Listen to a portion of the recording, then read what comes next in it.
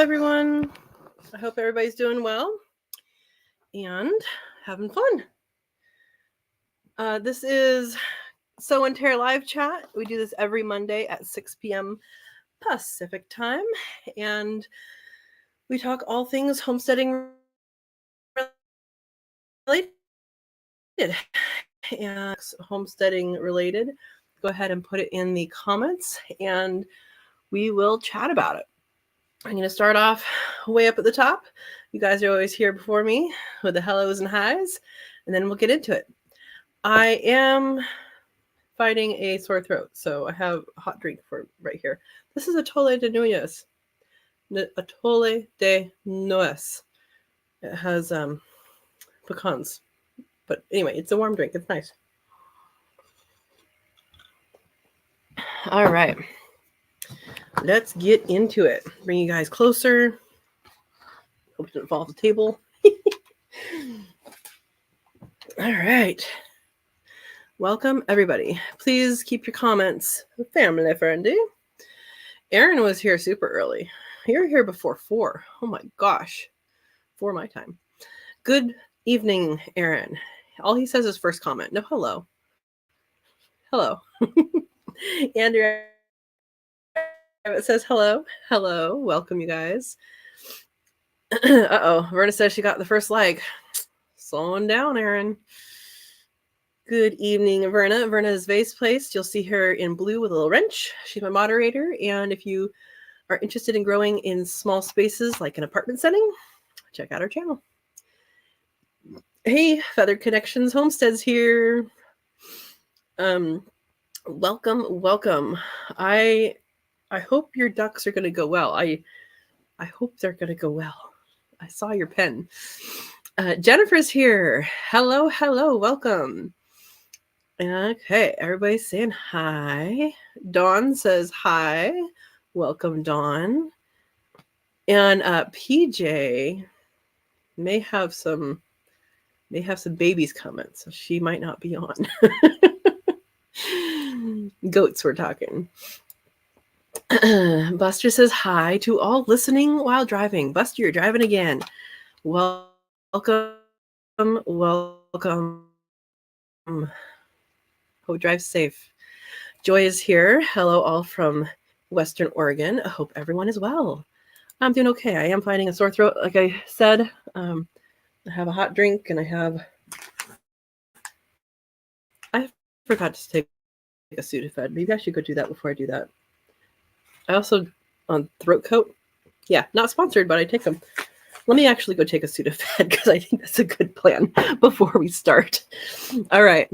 And Steve says, I show it's 8 p.m. What's going on? Awesome. I'm going to talk about starting sprouts. So if you guys want to talk about starting sprouts while I go take a Sudafed, then that would be good.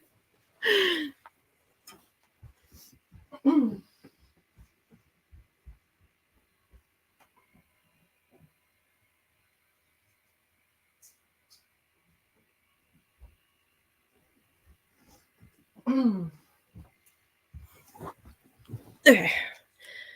You know, there's some other stuff that works better that they no longer sell over the counter, but we'll do this. All right. I did bring water over here. So I hope everybody's doing well. I'm doing fine except for my sore throat.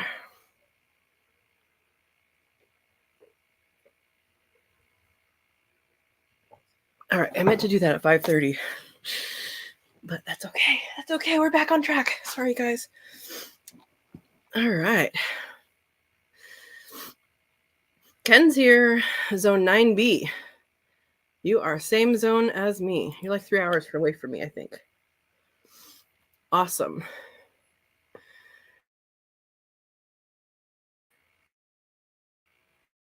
Come on. All right, you guys are just saying hi. Hello. All right. Hello, good evening, Jennifer. Verna's going to rant tomorrow. Four-legged kids are always cool. Yes, they are. The bunnies are doing really well. They're just doing really well, and they're also friendly, which is nice.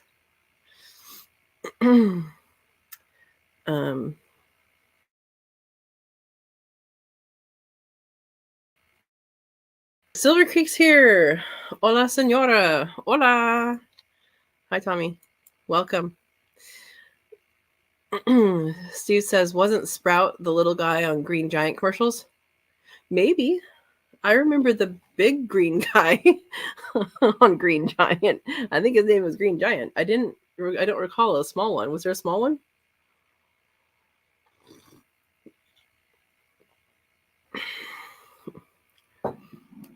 Ken, I don't have that problem.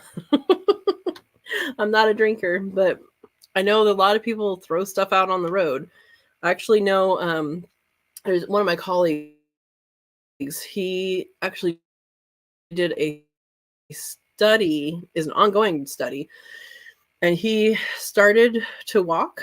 He started going for walks alongside roads, and he picks up cans and bottles, and he's been cataloging them by like type and year and all that, and it's actually coming up with some pretty interesting information. And then he also, as a biologist, wildlife biologist, he also categorizes what he finds in them. And it's like he's found frogs in some of them that are desiccated. He's found insects. He's found mice. It's actually a pretty interesting thing once you get into that. But yeah, I don't know why they're up in that for alcohol and not others. Oh, Verna says the small one was called Little Sprout. I don't know.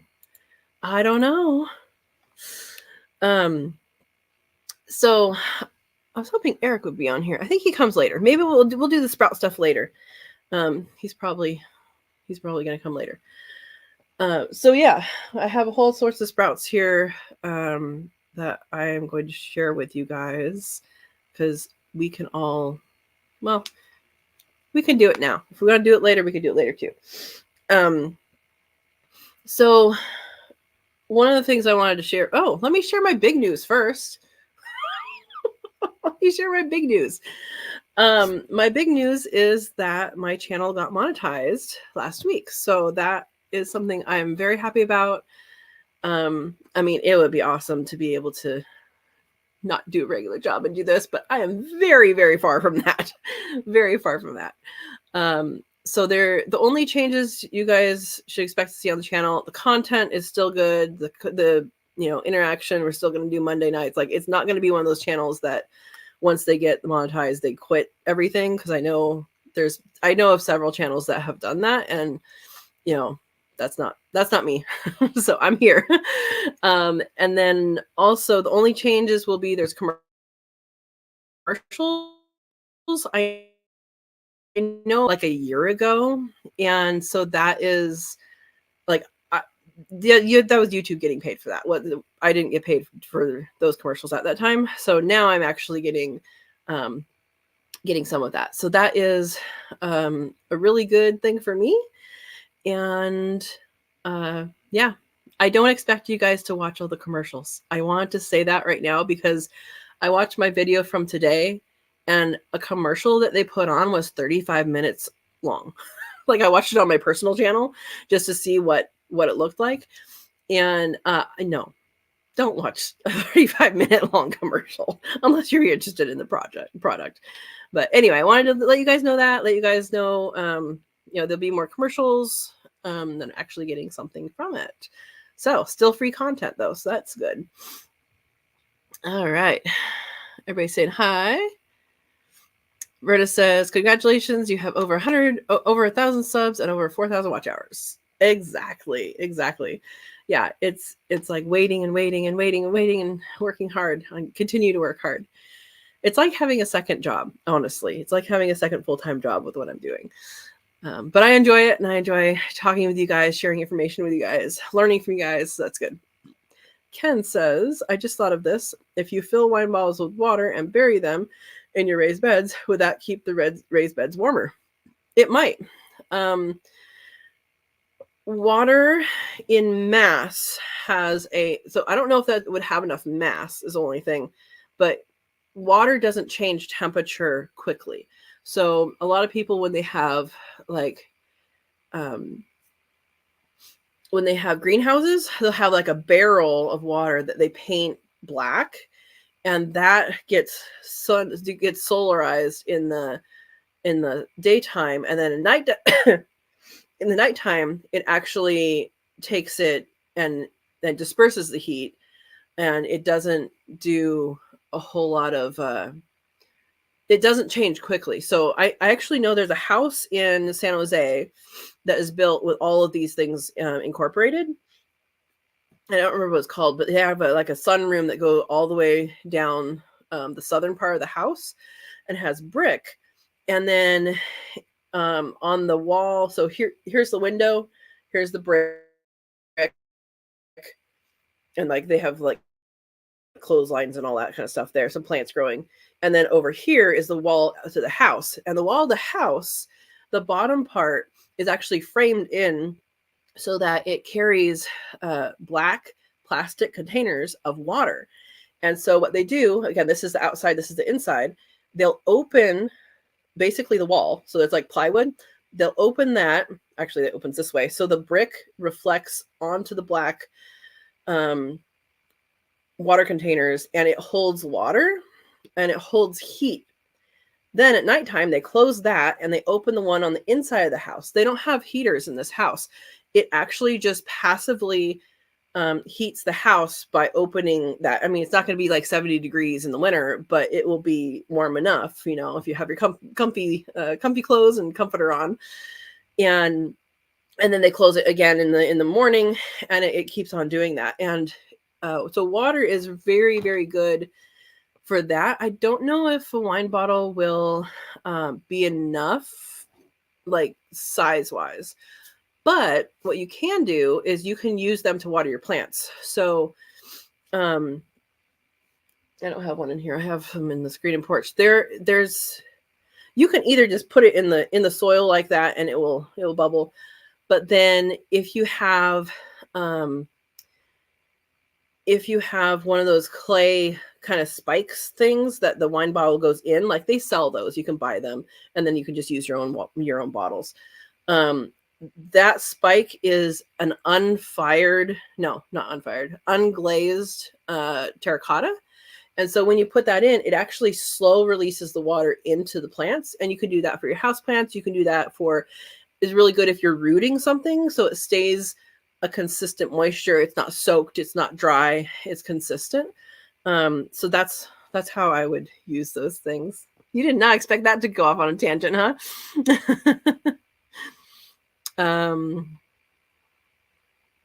All right. Steve says, watch 30 seconds of the video or she won't get credit. Oh, okay. Of the commercial? They don't tell me any of that. They don't tell me any of that. They may interrupt your live stream with commercials. It shouldn't do that because I turned it off for the live stream. It's off right now. Let me refresh and make sure that they didn't change it. Yeah, it's off right now. On the replay, I'll turn it back on. I don't think it should be done on the live one. That's not what you guys are here for.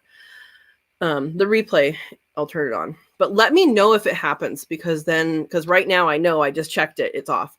Let me know if that happens during a live. And so, yeah. But good point. Good point. Thank you, guys. John, good morning. Katrina and everyone. Good morning, John. Where is it morning? Are you in the UK? I think maybe. I don't remember where you are. Good morning. Steve says on behalf of everyone, good morning. All right.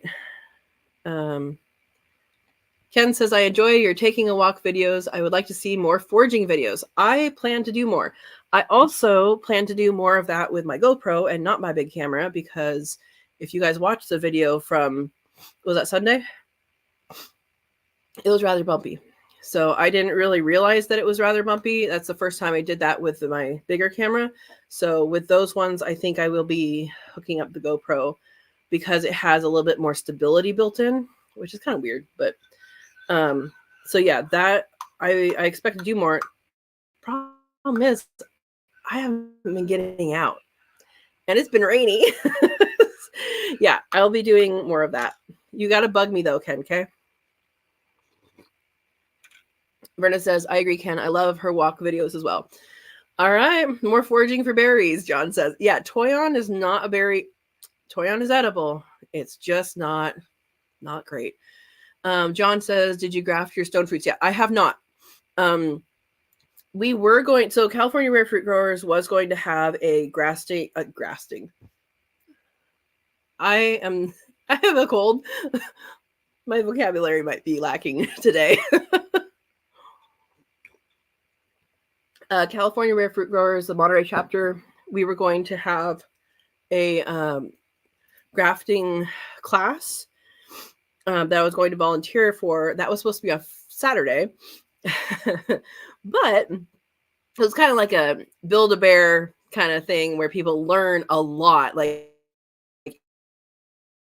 if you live, like, it's worth the drive. You learn from some of the best people that are orchardists. And then there's people like me who know how to do it that will be, going around the room and helping people out. But there's like people who do this for a living and actually know all the ins and outs of grafting every single thing and every single way. Like, I have only grafted a few different ways. There's tons of different ways to graft. But that got rescheduled for the 24th. So it's going to be on the 24th. That's a Saturday, I believe. Is it Saturday?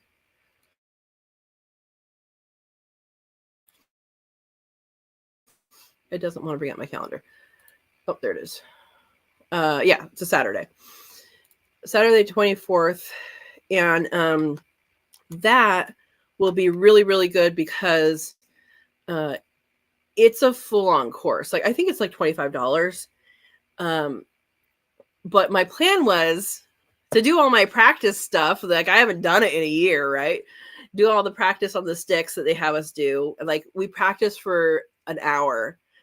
We were going to go for 40 minutes last time, and we went for over an hour. Nobody was bored. Everybody was just practicing on sticks. And that's a super, super good thing to do, is to practice before you do the one that you're going to do. And so I figured I was going to wait to do that. But now that it's on the 24th, I'm going to do it before then. But I will go through my practicing. And you guys will see that for sure. Yeah. Dawn says, I don't get commercials with my blocker and I don't watch commercials, period. That is fine. That is completely fine. Like I said, this is free content for you guys. I just wanted to let you guys know that. Oh, the other thing about commercials, I don't get to pick which commercials get advertised, and it advertises different things to different people. So know that, like, just because it's a commercial on my videos does not mean it's something I approve or something. But when you have the options that we have are categorical. So I opted out of having political and religious ads on my channel. So you should not see political or religious ads. If you do, let me know. Because I don't talk about politics and I don't talk about religion on this channel. So I figure I don't want to subject you guys to that. But like, they don't let you say, oh, well, I don't like that product. So yeah, anyway. John says, is the doll behind you a rabbit doll? No, it's a badger. I have another one over there. Badger is my animal. This is the wrong kind. This is the European badger, Mealy's. The one that I studied is American badger, Taxidia texas. And so I'm a wildlife biologist by trade, and people give me badger stuff. I'm a badger expert in the area, so yeah. Rena says, YouTube stopped me from using my ad blocker. Yeah, if you're trying to monetize stuff, it doesn't make sense to use ad blocker. Because that's how you get paid. Dawn says, yep. Well, John, see, sometimes it knows people, sometimes it doesn't. Anyway, yeah, so the 24th of this month, February 24, 2024, is, I'll put the link here. Well, let's see. RareFruitGrowers.org. So there's a link for California Rare Fruit Growers, and you'll be able to go on to the different chapters, and this is for the Monterey chapter. But the event's in Santa Cruz. And so if you're able to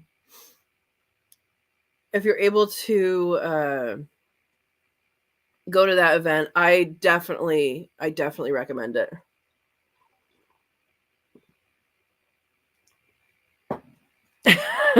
Dawn. Maybe other stuff. All right. Well, I am going to show you guys. This is just, I wanted something that, John. I wanted something today that was encouraging, because I know because I started to get a sore throat yesterday, and it feels better. Like, it's not better, but it feels better today. But now I'm like plugged up here. Something you could do while you are down. Something you can do with very little time. Something you could do that I should have been doing all along. So is sprouting. There's multiple different sprouts that you can get. I had all these. I bought more, right? Not recently either. You can get something as simple as a seed packet for sprouts. That works fine. You can see they think it's for sandwiches and stuff like that. You can get alfalfa sprouts. I do use Azure. There's a link in the description for Azure, I think. But alfalfa seeds for alfalfa sprouts. You can get a mix, sprouting seed mix. You can get them from multiple different places. It doesn't have to be from these places. These are mung beans in a peanut butter jar, but I just poured them in there from Azure. And so these are mung beans. Mung beans are used in a lot of Asian dishes. They're like the bean sprouts. If you have a dish with bean sprouts, they're most likely going to be mung beans. And those are good. They get a little bitter if they get too green. So if they start to get more green on them, then they get a little bitter. But they're good. They're good for you. Sprouts are something that you have 15 pounds of microgreen seeds. Oh boy. Thank you, Verna, for finding that. And Guido's Family Farm, Christina's here. Hey everyone, we're late but here. Welcome. We're talking sprouts. Something to think about wherever you source them. It doesn't really matter to me what brand or what this or what that. I would advise you to buy seeds specifically for sprouting. And the reason for that, you may go off the other end. That's fine. Just understand the reason and make your own adjustment. The reason for that is things that are marked for sprouting, these packets or these big things. This will last you a long time. These have actually been cleaned. So they're cleaned, they're approved for use for humans and all of that. If you are like, oh man, I want alfalfa sprouts and I'm going to get a 50-pound bag of alfalfa seeds, that's, it's going to be cheaper as a bulk thing. Like if you're going to plant a field of alfalfa as a farmer. However, those are often not cleaned seeds, which means you have potential, right? Not always going to happen, just like the canning safety and stuff. Things don't always doing the appropriate measures. But those things that are used for planting and not for sprouting, they generally are not washed, and they have the potential to have things like E. coli in them. And I mean, listeria has been in so many different things recently. But E. coli is something that can come onto a property from a neighboring property, but with rain. So especially, you know, if your seeds are coming from a flooded area or an area that, you know, gets a lot of floods, that could be brought in by another place. So that is just my cautionary tale of why to buy something that is for sprouting. Now, this is, it's 2 pounds. 2 pounds of alfalfa seeds. That's going to give you probably well more than a year's worth of alfalfa sprouts. And I don't remember how much it was, but let's see. This one was $5.59. They're going to be less expensive per ounce as you get bigger, but this one is, you know, it's USDA organic and botanical interest. It's a pretty common brand. You know, nothing special. There are, you know, I'm sure there every single seed catalog you get out there is going to have some sort of sprouting mix or sprouts. So way to do this is you're going to soak them. So let's see. Oh, Don says, I take that back. LOL. I forgot about the 5-pound pail of peas. Oh boy. So I use a mason jar. It's actually good to use the bigger mouth, I think, because then you can get them out. I happen to have a regular mouth and big mouth over here, so I'm going to show you that. What I use is I use this and a band, and I don't use a lid. You could use a lid. You can buy special lids. You can buy a special sprouting kit. Verna, if you can find the link to the one that you use, that would be helpful for people too. I know Verna uses one that's like a tower, and that's super helpful because you can have day 1, day 2, day 3, whatever. And feather connections, ooh, sprouts. Now that's something I want to do. Yes, it's super easy, and I'll show you how. So this is what I use. You can use a glass. You can do this in a glass and cover it and, you know, use a rubber band or something. Like, you can do the exact same thing in the glass. You don't even have to, you know, have a mason jar. And yes, they are so good for you. So this has like the power and nutrition of a plant. You know, all the nutrients the plant needs to start getting to grow is in that seed. And then it becomes accessible to us when it sprouts. So that's pretty cool. So this is how I do it. I'm just showing you the setup, and then I'll actually do it. So here's this. This is a flour sack towel. I just put it over. Once the seed's in here, I'll put it over here, and I will loosely screw this down. Okay, so that's what it looks like. Ooh, it's a little ghost. And thank you, Verna, for putting that link. And this ensures that it has some airflow. You can get special lids, but this works. You know, there's a napkin might work, you know. And what I do is the first day for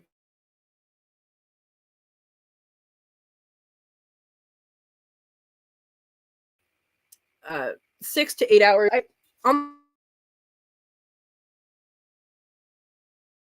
All right, someone tell me if you can see and hear me because my internet went weird.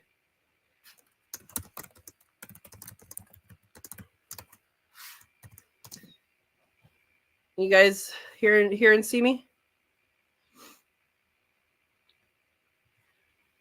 Okay, I'm assuming I'm back. If someone can type it, that would be good.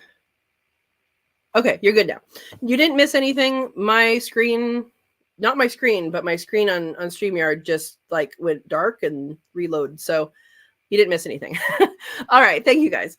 So anyway, I do this. The first day you're going to want to soak them. All the different seed packets are going to be different. It's going to be different based on different variety. And they are going to, thank you for putting that, Brenna. They're going to require a different amount of hours. Usually it's 6 to 8. So I think one of these is 4 hours. Oh, so this one says 8 to 12 hours. And personally, I would go the longer route. And personally, honestly, I would just soak it overnight. So you soak it the first night. And that's all you do the first night. After the night is over, you dump it out, and then you add water, swirl it around, and then dump it out again. Yeah, Verna says always soak overnight. Uh-oh, Andy forgot to charge the phone. So then once they're in here without water, it's been strained.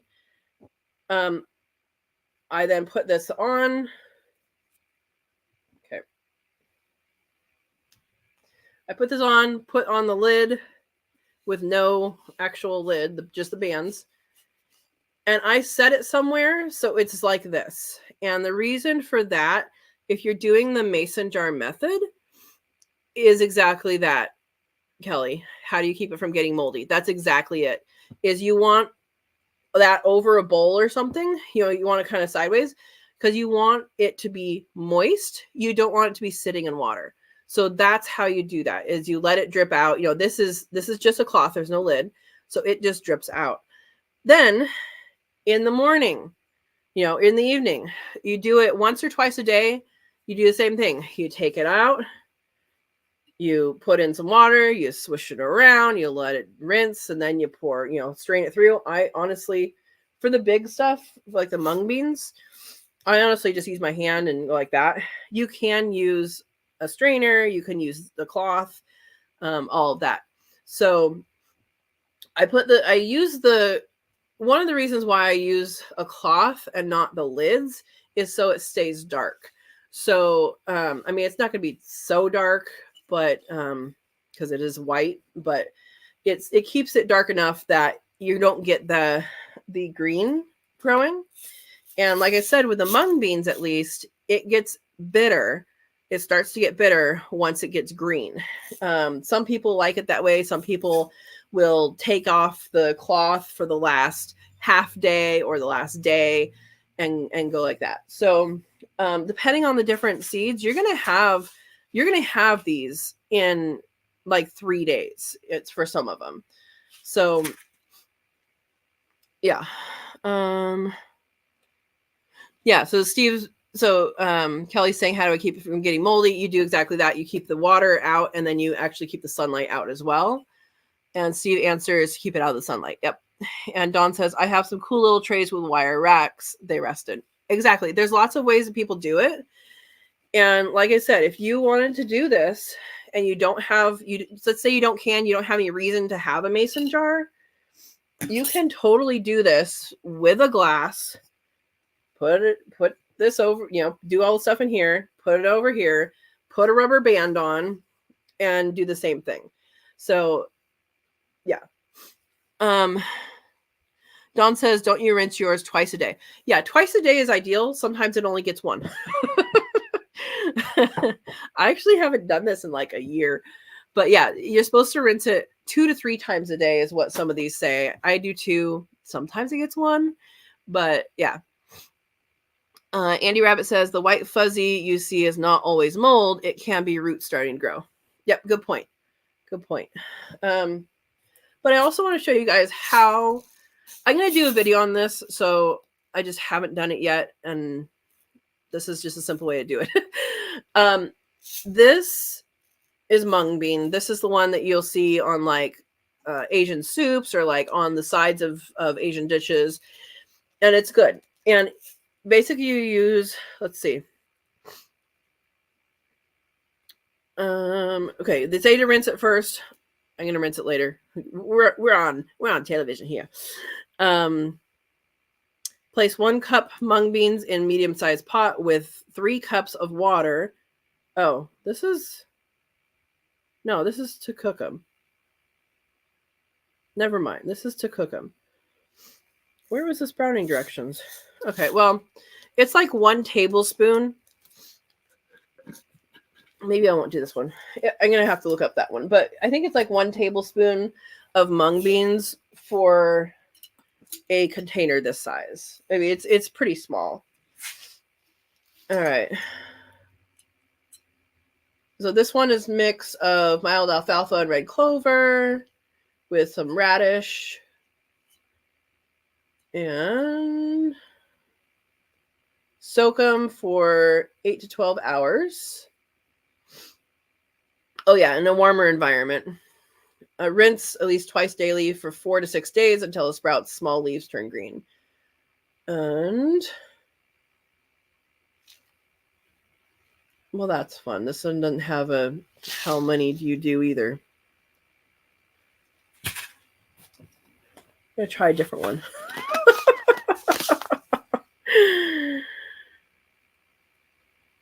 Okay, place in a roomy container such as a quart using up to 1 teaspoon of seed, or gallon jar up to 3 tablespoons. Okay, so I was overdoing it. It's 1 teaspoon. This is alfalfa sprouts. 1 teaspoon in a quart. And soak in warm water 4 to 6 hours, using enough water to keep seeds covered with water. Cover with loose woven fabric, nylon stocking or mesh, secured down by elastic or rubber band, which I'm using this. Rinse and thoroughly drain 2 to 3 times a day until sprouts are of desired length. Sprouting them in indirect sunlight will help them develop green leaves. Swish out seed caps in a basin of water if desired. So this is super easy. A teaspoon. Sorry, this is how we open feed bags. It's on the same side too. It's always on this side. You look at it and you're like, oh, that's on the left. Doesn't work if you try it from the right. So I get my teaspoon.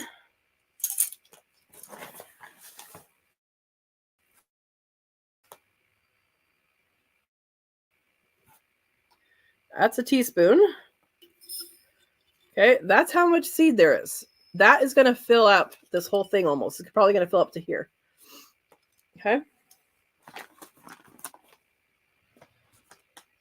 So we're going to soak that overnight.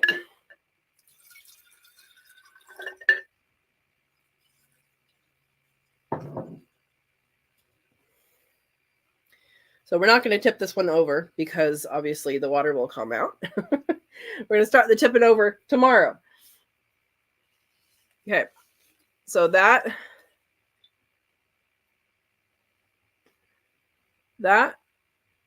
is good. Looks like we have a clump in there. Anyway, that's good. That will soak overnight. I'm going to set that aside and we'll deal with it tomorrow and start rinsing it tomorrow. No, that's not a gallon jar. This is a quart jar. So here's another one. This is another quart jar. Four of those is a gallon. Yeah. Okay, let's scroll up.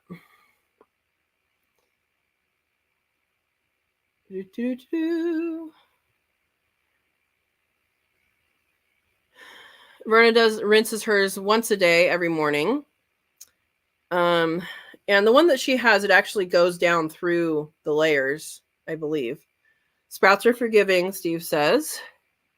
How long before it's done? It's done whenever you decide it's done. That's what's amazing about doing your own things, Kelly. It's going to be probably, well, that one says 4 to 6 days. That was said. Oh, no, 4 to 6 hours. Yeah, it's probably going to be like 4 days or something like that. They go really, really quickly. So personally, I would not start more than that, more than a teaspoon of alfalfa sprouts at once. So like if you know that once you know how much you're going to eat or your family's going to eat in a day, then only do that. And then, you know, maybe you start one every other day, or maybe if you want to start one every day, you can do that too. So, but I would not go gung ho and put like a cup in unless you knew that you were going to be able to eat that, because if you store it, you can store it in the refrigerator. That somewhat stops it. But if you ever have gotten alfalfa sprouts from the store and you put in the refrigerator, you know they only last so long. So yeah. Andy says, I have some big sprouting jars. That's awesome. You can do sprouting for your animals as well. That's good. Verna says 3 to 7 days, Kelly. Dawn says, that's why I prefer microgreens. My water is expensive, and if I have 3 jars going and rinse them 2 to 3 times a day, that is such a waste of water. I mean, you can use it to water other things. You can use it to water houseplants. You can use it to water, other things. So you don't necessarily have to waste it. And Steve says, can't you reuse the water? Yeah. Oh, you mean reuse it, like pour it out and reuse it? I think the whole point of rinsing it is to get rid of any of the little bacteria or anything like that, or any of the little tiny pieces of mold or mildew stuff. Like, I think that's the reason. So I wouldn't reuse it for that purpose. Berta's saying to boil it if you were to reuse it. Yeah, Dawn says to see if that's like rinsing with toilet water when it's used, bacteria city. Exactly. So that's the point of rinsing it, is to keep it moist, but it's also to rinse off the bad stuff. Hey, my mom's here. Hi. Maybe the used water to water your houseplants. That's what I would do. Yeah. Steve says rainwater works. Yep. And Verna's saying, yes, Mary, that would work. Dawn says, no houseplants in the house. Microgreens are just fine with me. I prefer the health benefits of microgreens. They just get sprayed with water to keep damp. And there's multiple ways of doing things. So that is awesome. Dawn does a lot of hydroponics. Did I say that right? And you know about that. So if it's working for you, that's good. This is something that literally you can do some in a glass with someone with very little equipment. I mean, very little. So you can do the same thing in a glass.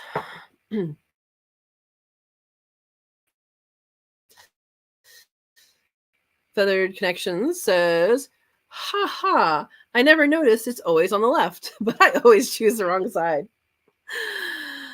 Yep, it is. It is for everything.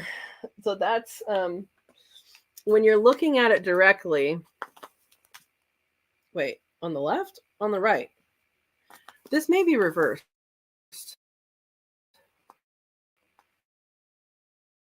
On this side. So if you're looking at it, is that the side I pulled? I think it is. Anyway, yeah, it's always on the same side.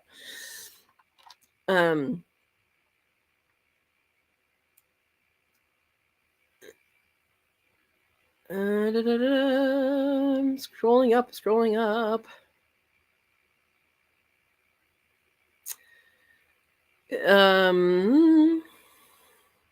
Quarter jar is called a quart. Yeah, these are quart jars. In fact, this one has, I don't know if you can see it. If I shade it, has the number of cups. So like that's a 2. That's a 1. I can't really say that. So 1 quart is 4 cups. 1 gallon is 4 quarts. Dawn says, if I had 4 quart jars of sprouts and washed them twice a day, that's 2 gallons a day for your houseplants of used water. Yeah, you can water things outside too. Dawn says, I have the tower and tossed it into the garage. It sucked bad. I've never used a tower. I know a couple of people that have it and love it, but it's something you have to do. Like you have to do it all the time because what it does is it rinses the top down to the bottom, and then like you have to rotate them. So it sounds like a lot more work, but less counter space. Yeah. Feather Connection says, and you have to eat them all once they're ready. How do you store them? Yeah, you can store them just like you would store some alfalfa sprouts from the store. As you put them in a like a plastic bag or like a Tupperware container, and put them in the refrigerator. The refrigerator is dark, so it should not grow very quickly anymore. But yeah, that's why I'm saying if you only grow how much you're going to eat in the next, over a couple days, then that's the best use. Yeah. Microgreens can keep 2 weeks, where sprouts, you have to eat them quick, Dawn says. Yeah, I don't know how quickly you actually have to eat them. But yeah. Verna says, Donna gave my tower away. It worked good for me, but I like the jars with sprouting lids instead. But doing the microgreens, I have a special tray setup. Okay. Sprouts last up to 6 weeks when properly refrigerated. Yeah, and the proper would be moist, not wet, and actually like in a sealed container, I think. Yeah. Kelly, no. She says, ooh, I thought microgreens was sprouts. What in the heck is going on? Yeah. No, microgreens is different. You're actually going for the green part for that. For sprouting, it's mostly root. It's mostly like the root and the like the initial shoot that's coming up. So they're both very good for you. Andy Rabbit says 2 tablespoons of seed is a lot for me to eat. Yeah, so 2 tablespoons of seed is 6 times what I just put in the jar. So 1 tablespoon is 3 teaspoons, and this only takes 1 teaspoon. And we'll follow this, in the weekend review next week. I'll do this, but that's only 1 teaspoon. Yeah. That's what I'm saying. Don't go gung ho and like pour a whole bunch in. Andy Rabbit says, water your animals with the water. You could do that. You could do that if they drink it. Like if it was like today's water. I don't see an issue with that, as long as the seed is clean. Dawn says, I have the same trays you got, but not the rack. I just put them on the hydroponics plant stand if I have room. Yep. And Berta says, Andy, I would not use it to water the animals because of the bacteria. That would be like using your water from defrosting your freeze dryer and giving that water to your animals. I don't know. I don't know. I either water something with it or it goes down the drain. Like that's, I personally, I don't have to do that for watering animals, because I have an automatic system set up, but use your judgment.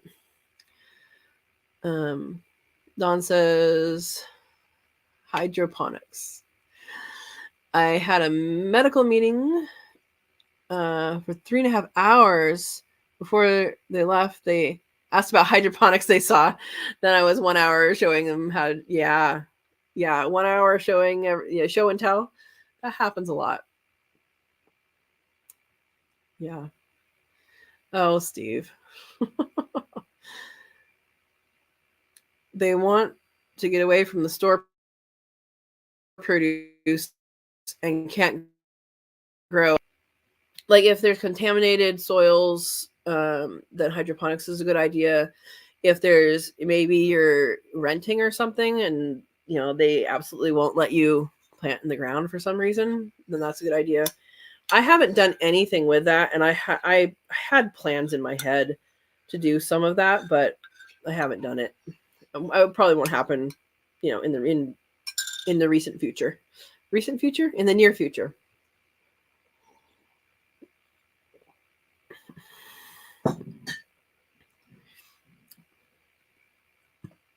Yeah, that's very cool.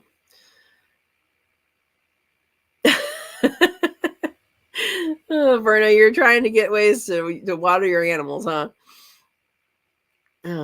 Yeah, Dawn said it was very cool. I was impressed she even asked. People are looking for that. People are looking for how to grow food and how to do these different things. And I mean, part of why I did this sitting down with you is because I've been saying I'm going to do it for like half a year. It's so easy. It doesn't take long to start.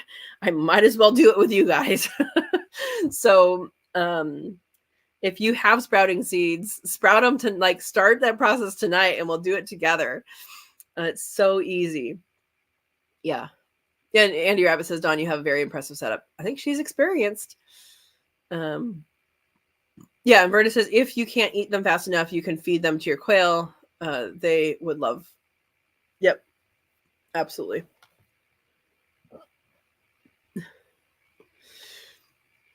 Oh, wow. Dawn, that's really good. Rearrange the house. It said eat in the living room, toss the table, and set the whole room in a U shape. That's better accessibility for you. That's awesome. Awesome. John says, I do grow microgreens for the quail and me. Can't feed them sprouts because they fall through the wire floor. Microgreens they can get without falling through. Well, aviaries fix that, right? Yeah, the birds, nothing gets past the birds. Although it's funny, I gave all the aviaries some still have those zucchini hybrids over here that I'm working through and about to freeze dry a bunch of them. But I did give some of them that were starting to go bad to the animals. And the aviary, the quail in there, man, they decimated it. And then the chickens decimated it all except for one piece. And I don't know, something's wrong with that piece. I don't know. And the main aviary, they're taking their time. Like they're chowing on it, but they're taking their time. So it is funny. But on the other hand, that aviary seems to always like the greens more. It's interesting.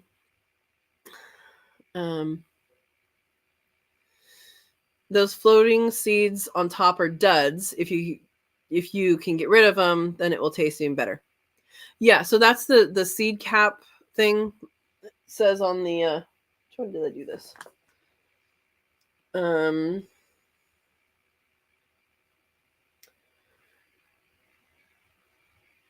Swish out seed caps in a basin of water if desired. Then that would come out with the seed caps. So when they sprout, they'll pop off the cap a little bit. And but yeah. But there are some floating.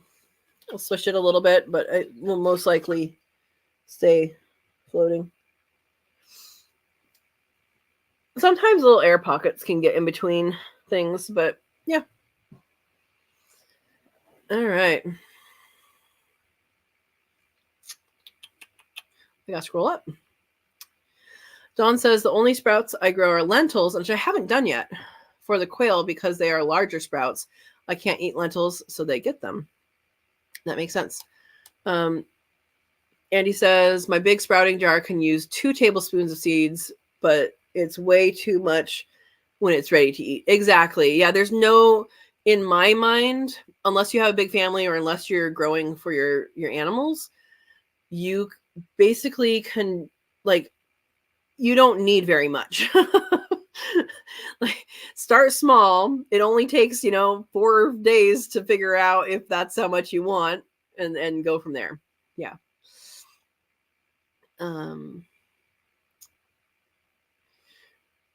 My mom says, could you use wastewater in your compost pile? Yeah.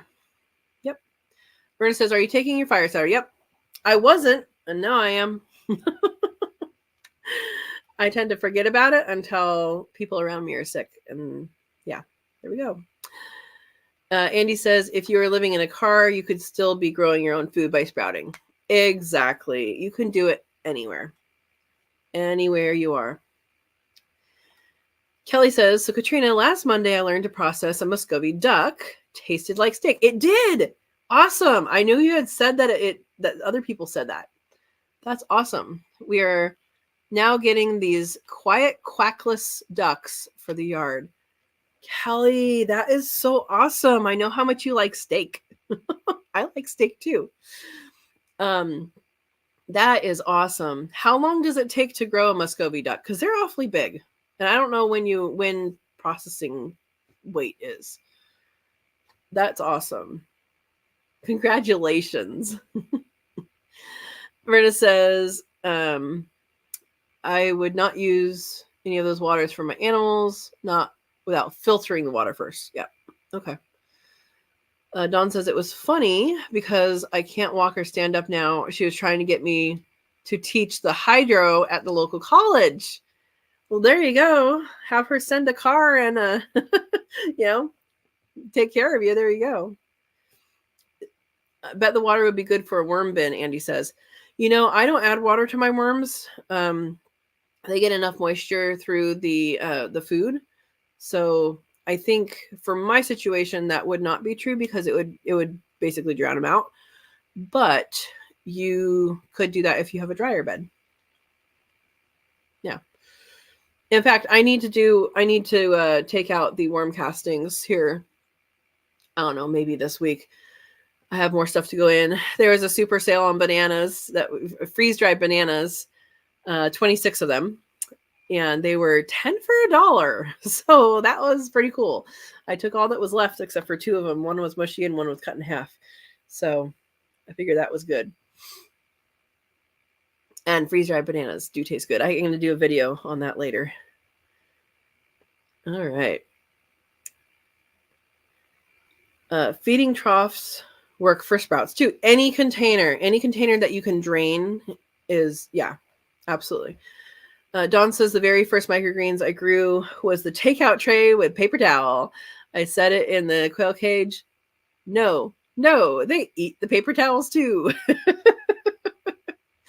Yeah. Yep. Dawn says I like that idea, feeding troughs. Yep. Can we feed sprouts to the rabbits? Yes is the answer, and you should research which kinds are okay for them, because I do not know which kinds are okay for them.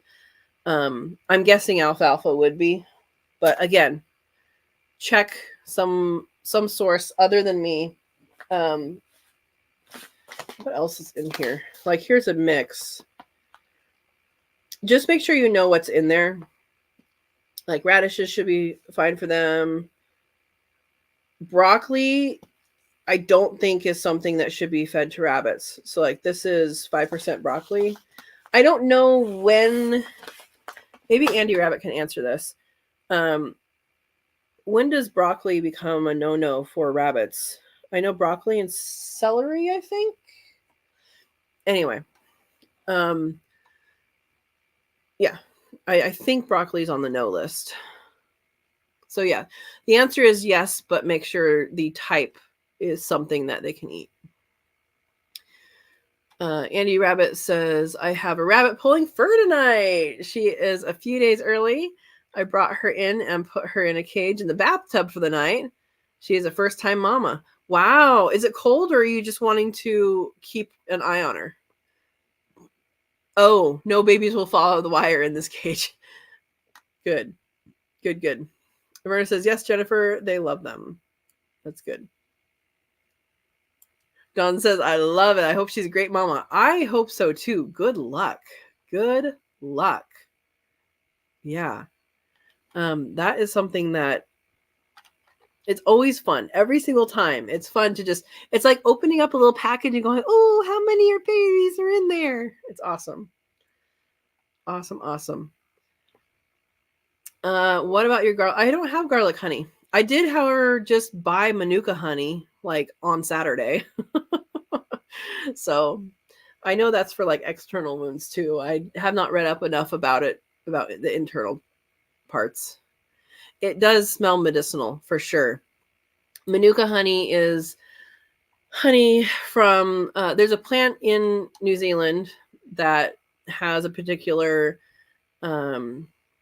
kind of flower, and the bees go there, and each batch is of honey is assessed for a certain compound, and that compound they can then put on the bottle and say it's this much or more in the bottle or jar, and that is the healing compound. I don't know what to call it.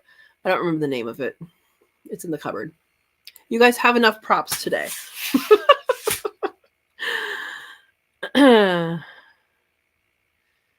All right.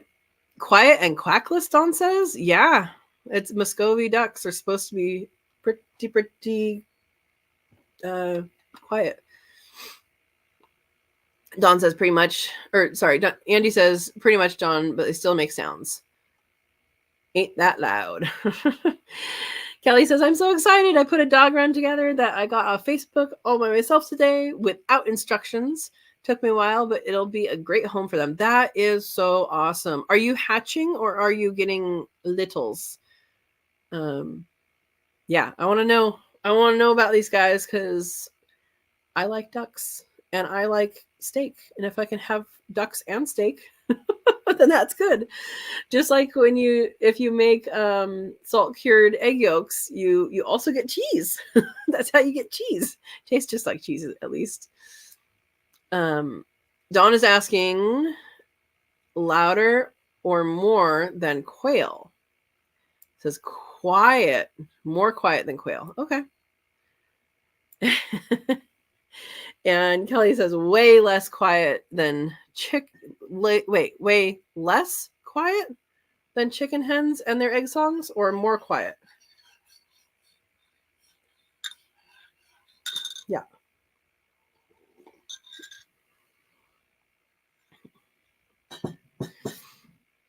Been too long, do you remember? I guess they weren't annoying then, huh? You would remember that. Kelly says I'm doing a whole series at them on my YouTube channel. First video is up now. Awesome. Awesome. I saw the one where you were going to process it. And Kelly's at Feather Connections Homestead. Way less than a chicken. Okay. I was going to say way more than a chicken didn't make sense.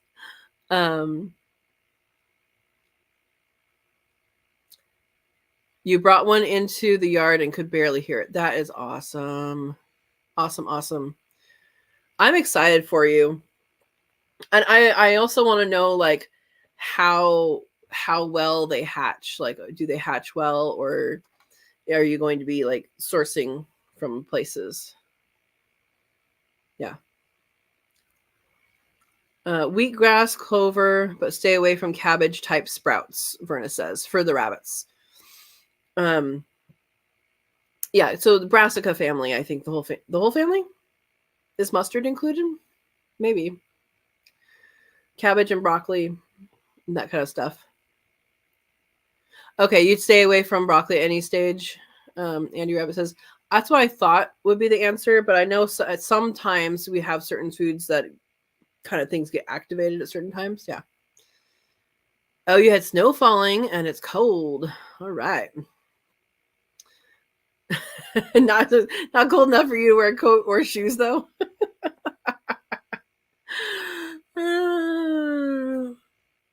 Rabbits. So this is Steve's talking. Rabbits can eat mung.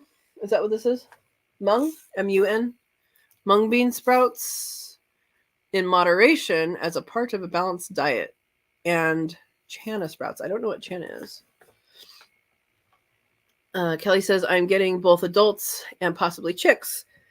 It's go broody season for them. Good luck. Yeah, they might hatch for you. That would be nice. That would be so nice. I'm very interested in this because, like, I originally wanted ducks, so I have a duck story. I think I've told it on here before, but you guys need to hear it again or for the first time.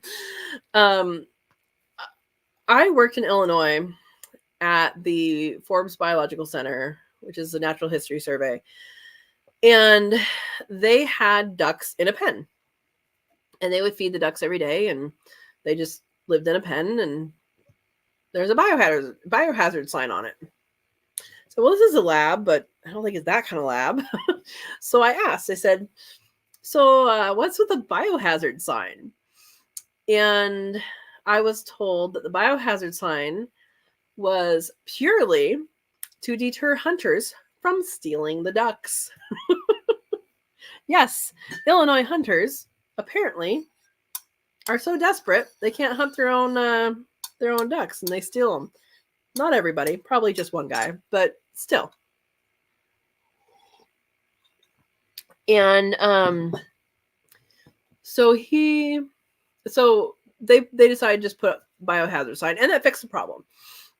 So they keep ducks when they do studies and they need to catch ducks. They keep these ducks so that they can put them in the trap as a decoy. Like, that's what they're there for. And I didn't know much about ducks at the time, and they had eggs. And I said, oh, well, do they ever hatch their eggs? And they said, no, we had one hatch one time, and they were very bad parents. Okay.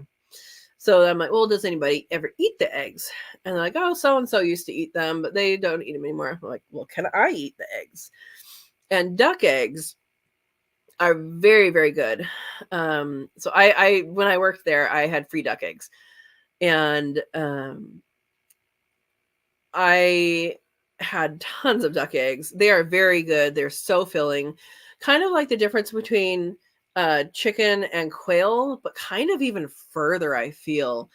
They're very creamy and all that. But I was like, oh, I want ducks. But then when I got here and I bought my house, I'm like, well, I don't really want like quacking all the time. I don't really want like, oh, well, they need water and then I'll have to manage that water and doing like all these things. So I didn't get them. But if I'm on a bigger property at some point, I want ducks because their eggs taste good. They taste good if you cook them right, which I don't have enough experience cooking them to know if I can cook them right. I know I can. I just haven't tried yet. Yeah. Here's my duck story. Oh, Dawn, you're getting nothing from YouTube on Kelly? I'm not either. And I don't know why, because I'm subbed and I have the bell notification on for everything. So maybe I need to unsubscribe and then resubscribe. Yeah. Maybe that's the case. If you are signed up, if you're subscribed to Kelly on Feather Connections, maybe that's what we need to do is we need to unsubscribe and resubscribe and then hit the bell notification. Hit the bell notification for mine too and subscribe to mine too. But yeah, Dawn, I'm noticing that I see her posts things, but I'm like, why isn't it coming up on my thing? Alfalfa sprouts. Yeah, alfalfa sprouts I figured was fine for rabbits. Yeah. No, Kelly, mine's turned on too. My notifications are turned on too, and it's not coming up. So I think it is the unsubscribe, subscribe, and then do it again. Processing and tasting Muscovy duck. Okay, I'm watching that later. All right. Thank you for putting Kelly's video there. All right, Steve says, if you hatch ducks, Kelly, make sure your daughter is the first thing they see so we can see if they follow her all over. So my mom, I don't know, is she still on here? You know, tell a dumb duck story. When she was little, they had 2 dumb ducks that knew. I gotta back up. They had a dog named George that was a girl. That was named by, I think, her brother, who, a dog is a dog, and its name is George. And George, the dog, would babysit the kittens. And then they had a chicken that knew it was a dog. It had imprinted with the dog. And so it just absolutely was a dog. And then there was 2 dumb ducks that they got for Easter or something. I don't know. And those ducks just knew that the chicken was its mother. But the chicken knew it was a dog. And so they had a parade going around. The car would come in the front and the dog would come barking around. And then the chicken would come clucking around. And then the ducks would be following. I just think it's a great story. Tell me if I told it right. Yeah. Andy says, I would not chance any gassy foods at all. To me, why take the gamble if you don't have to? Exactly. So that's we're talking about the broccoli and cabbage with the rabbits. And if they're gassy, don't try it. All right, Dawn did the unsubscribe, resubscribe. See if it works. Good.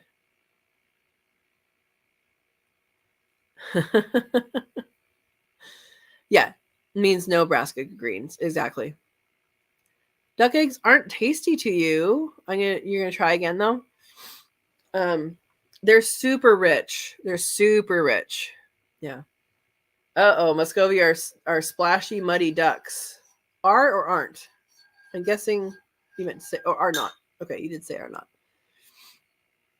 That's good. Yeah, and see when I first moved here, I was thinking about ducks. I was like, well, I didn't realize that not all ducks were, really, really, really wanted water.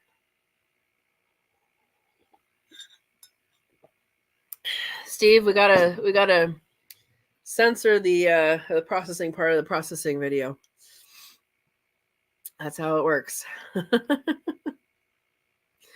Yeah, Kelly, it does explain lack of views because I know I'm subscribed and I haven't been getting notifications. Steve's special. There we go. Andy said, if I ever get ducks again, that is the kind I would get again. They are pretty awesome. They're pretty big too. FYI, in the Muscovy duck video, it doesn't show any culling or blood because my camera pooped out. It's just commentary on the process. Okay. Okay, we're back to why not to feed gassy foods to rabbits. And Verna says, poor rabbits can't fart. So they can't eat gassy foods. That's very sad. Very sad. Be thankful that you can do these things. All right. Hey, Steve, you're the slacker. Gidros has posted. She posted like an hour ago, 2 hours ago. You just haven't watched it yet.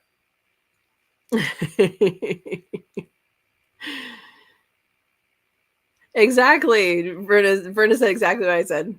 Yep. Oh, they're good. John says they can't fart. Oh, they're good for the global warming propaganda. Yeah, Andy says they can't fart, burp, or throw up. So that's what why a gassy food is not good for them. I have seen them hiccup. That's one thing they can do, and it's kind of super cute. I've had a couple rabbits that I've seen drink water too fast, and they they end up hiccuping. They're pretty funny. Yeah, Steve, you're the slacker.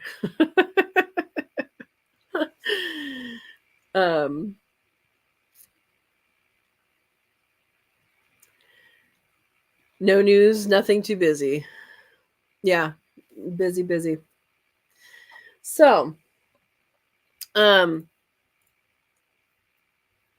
we have all these things to do. I actually don't know how long these seeds last. Anybody know? Oh, this one says best by 2025. In 2023, I probably got this. Actually, I got this several years ago. Packed for 2024. I mean, they're gonna last a while.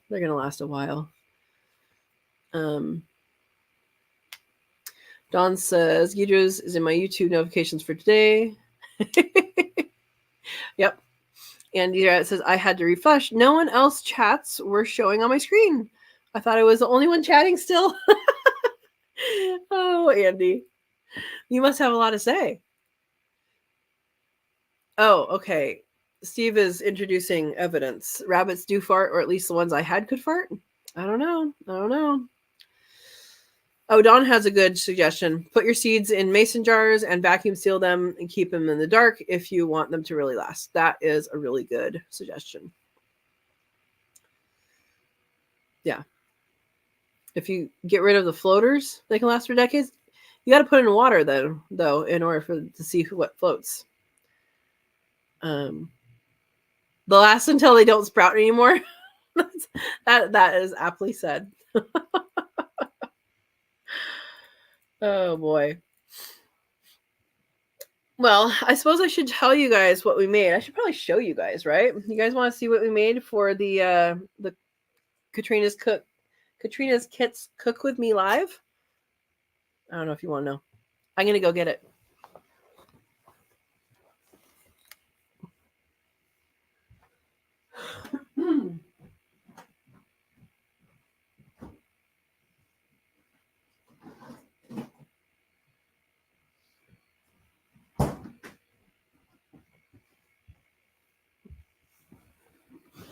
All right.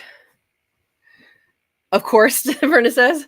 Don says, get yourself a working jar of seeds and one vacuum sealed for the bulk of them. That makes sense. So, we made creamy Colorado potato fudge, and I should have brought this out sooner to let it soften a little bit. But that's what it looks like. And it's really hard right now. If you let it sit out, it softens a little bit. This is fudge made with mashed potatoes. So, the big piece, let me cut it in half. Well, there we go. So, nice fudge, not brownies.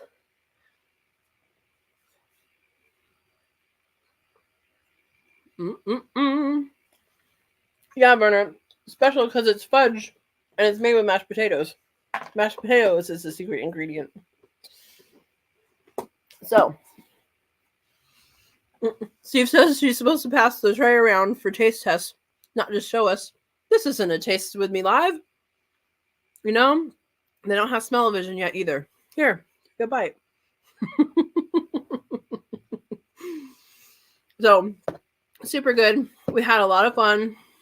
And if you guys wanted to be involved in the next Cook With Me Live, I'll put a link that is not open yet.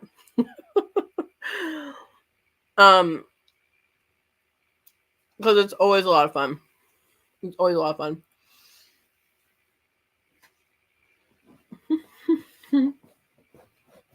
Probably not what I should be eating with a little bit of a sore throat, but that's okay.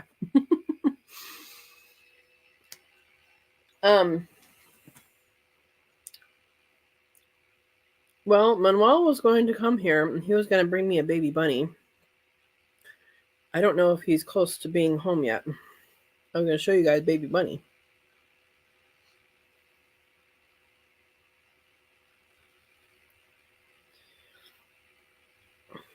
Because they are doing really good. All right, here is the link to join. And if you join now, then you can watch the stuff that's already happened and on the replay. Dawn says, I have some scary potatoes. Inside looks gray in spots. Research said they were frozen and the gray is where it turns to sugar. We are throwing them out. Too scary. Yeah. I had to buy a bag of potatoes because the partial bag, which is like that full that I had, is growing. Which isn't bad. It's good to know before it becomes mush. But I plan to take those and actually cut them and so they heal over and use those to plant. I'll have those to plant, and then I did just pick up at the store on sale because it had like a marked down thing because they're older potatoes, like a mixture of those small ones that are red, white, and blue. And that is what I'm going to chit. Chit is what it's called when they start to grow. That's what I'm going to chit to plant this year. I have one that I planted last year that is like this tall now. I don't understand. Didn't grow last year. But that's what I'm going to chit is ones from the store because I just want potatoes. And last year I spent some money on some potatoes that didn't end up growing. So that's my plan. Here we go. Steve says that's what my grandma would have done, except freeze dry. She'd have cooked them. Oh, I don't think she says they were frozen. What? They were frozen. I don't think she's freeze drying them. But I do have leftover mashed potatoes. And I kind of was thinking about testing that in the freeze dryer just to see how they work, how they reconstitute. And I think they would do really well. I don't know if any of you have done that or not, but I was kind of thinking about doing it.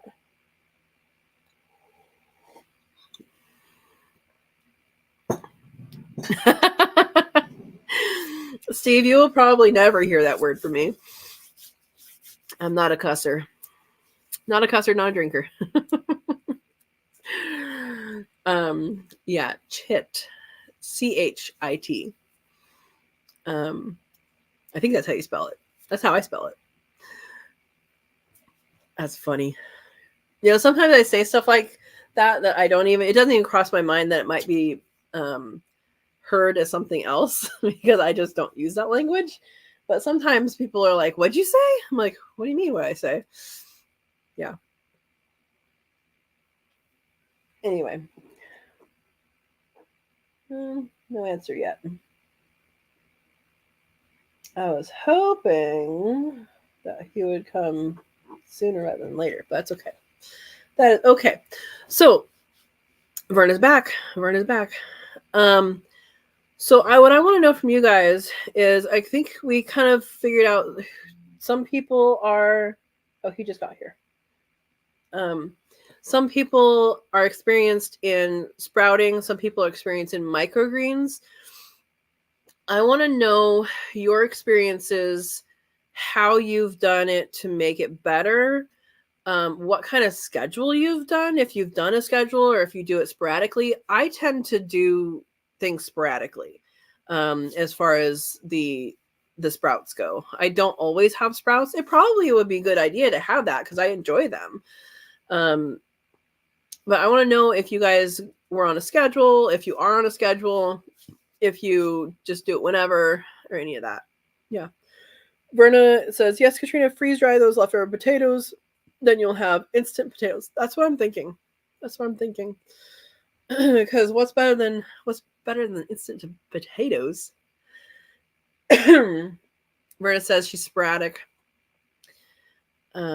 Yeah, I'm thinking I should probably be more regular about the sprouts because I do have tons of seeds. But yeah, it's good. And you can either buy like the single ones, like this is only alfalfa, or like this is multiple things, but you can also buy the single things and then make your own mixture of whatever you want. Yeah. I mean, you could use sunflower seeds as sprouts. You could do a lot of different things that do really well for sprouts. Dawn says, I have to keep lentil sprouts in the fridge for quail. Microgreens I can only grow as I have room for the trays, so I'm very sporadic, and my seeds, your seeds are now 1 year old. Hi. I told people you were going to bring a bunny. Yeah. Thank you. Okay, thank you. Yeah, I think these seeds last pretty long, and seeds last. They last longer than the date on the packet. They will last a long time, and depending on the type and how you keep it and all of that, they may last longer or not last as long. So yeah. Andy says, normally by the 5 to 7 days it takes, I'm not craving them as bad. So you start and you're like, ooh, I really want sprouts now. Let me wait a week. Andy says, I have seeds that are maybe 4 or so years old. Yeah. Well, when did I buy these? I think I bought these last year. And so last year was 2023, and these are good until October 23, 2025. Not good until, it says Best Buy. I mean, that means they're going to be, good past that point.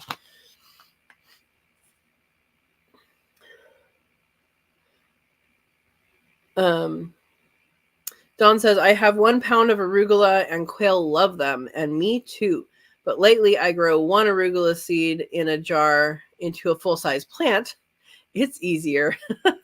And arugula self-seeds. So, like, if you are trying to plant in the garden, you can plant once, right? Steve says, it took me a year to sprout my first batch. They are 2 years old now. We'll know in a few weeks if they are still good. That's okay. Andy says, I get single seeds because I can mix them myself. Exactly. And you can figure out what kind of mix you want. So like this one here is 70%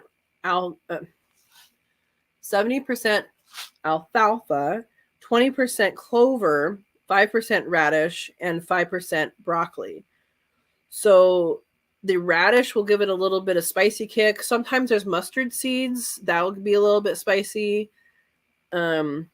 they just give different flavor profiles. So if you know what you want, you can do that. Do the ones you want. Andy says, I just came across my broccoli seeds a few minutes before your life started. I guess it's a sign. Take that sign and put it in a jar. You locked everything out there? Yeah. Hi, baby. Hi. This is a baby. 27 days old, 28 days old. Who's paying attention to the shorts? I think you're 27 days old. But if you're 28 days old, that means you're 4 weeks old. Yeah. 28? Awesome. Doe or buck? I haven't looked yet. I don't think I haven't ever sexed any of you guys that's young.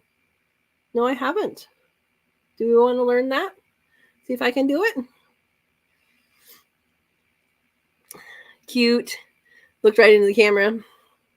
Ho, ho, ho. What is that? Dawn says I can sprout a tray of microgreens in 3 sections of things that I know will grow as a selection. 1 tray of one thing is way too big for me, but 3 is good. That's good. You checking out your camera? That's yourself. You see yourself? Your eyes are a little big. Your eyes are a little big, babe. Yeah. Would a rabbit replace an indoor dog or cat as a pet? It could. There's definitely house rabbits. Those are usually people with house rabbits are usually the only negative comments I get on my channel. Because they treat the rabbits differently. But they also gnaw on things. They can be potty trained. So they can definitely be potty trained. And actually their moms potty train them to the bathroom in the hutch. And yeah, they know their names. I mean, mine know their names, the adults, and all that they just will chew on things. So you have to teach them not to, or teach them what is theirs to chew on. I would imagine fairly similar to a puppy, but more so because you have to chew, don't you? You're being so good. Yeah, so they even litter train them. Exactly.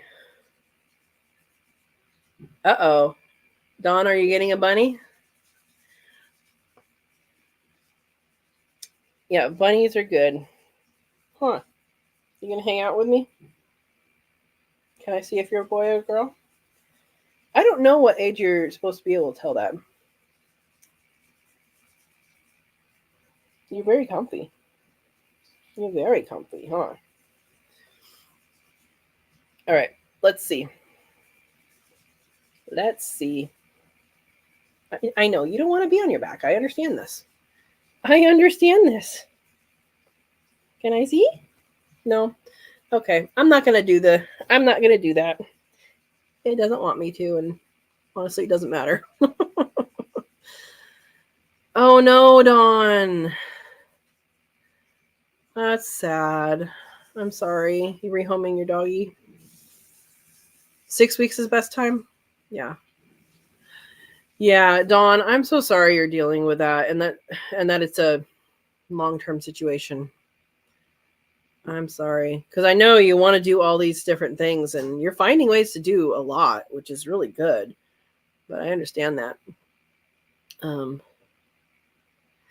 Andy says, I've thought about telling you about a rabbit, but I've had to hold back. And rabbits are like, so they have a home, right? Like you could even have a hutch. They have, fun decorative hutches too. But you can even have a hutch in your house, and it might have outside time, meaning you take it out and it'll play around the house, and then it goes home into the hutch too. People have them differently. You are very calm, dearie. You are. Yeah. Got one ear up.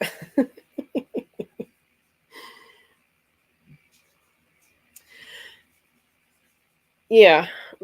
Little one, what's your ear doing? You hear things happening in the kitchen? Hmm?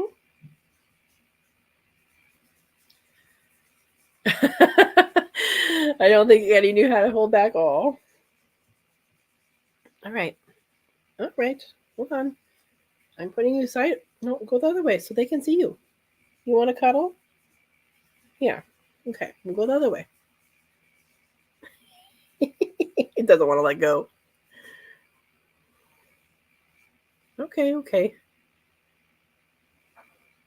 There we go. There we go.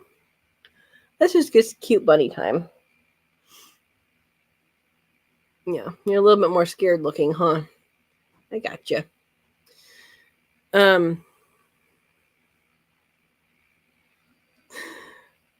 Anyway, these guys are doing really well. Hi.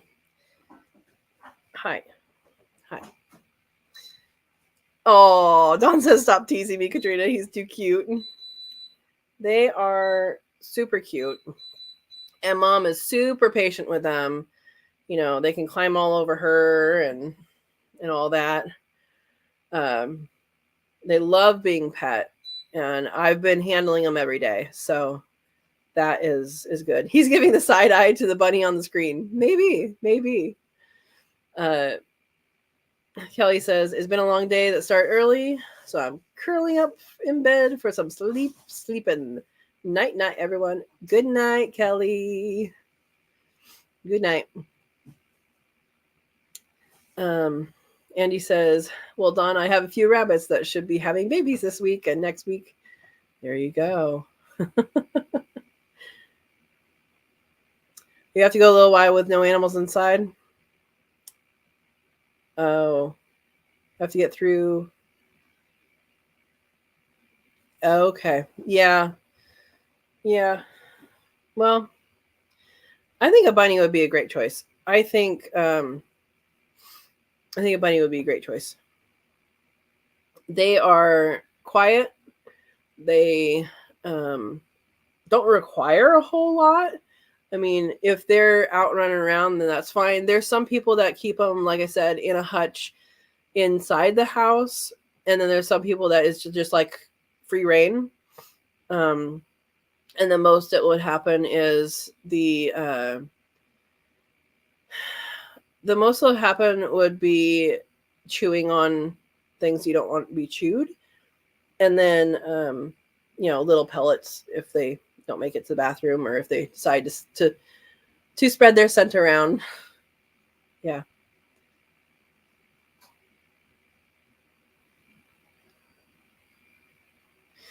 Yeah, Dawn, you're going to have some help. I'm glad that you're going to have some help.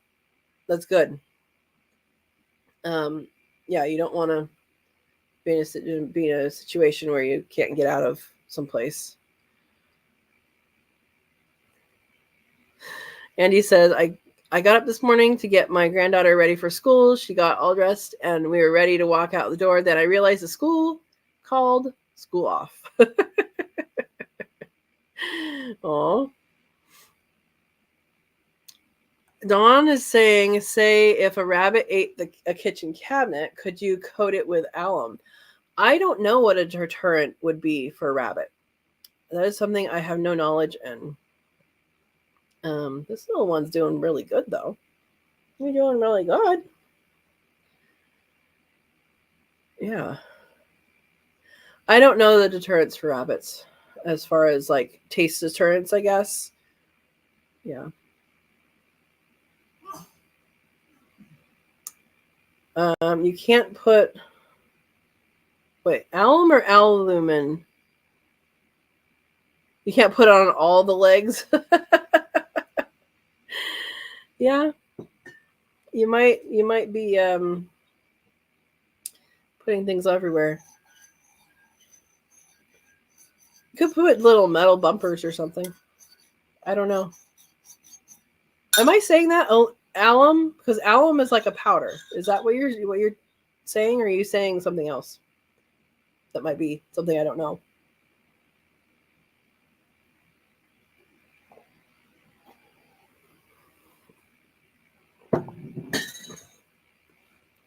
Yeah. All right. You guys are kind of winding down already. We got our sprouts planted. We got a bunny out. You're being very good, bunny. You are. I don't know why your paw's way over there.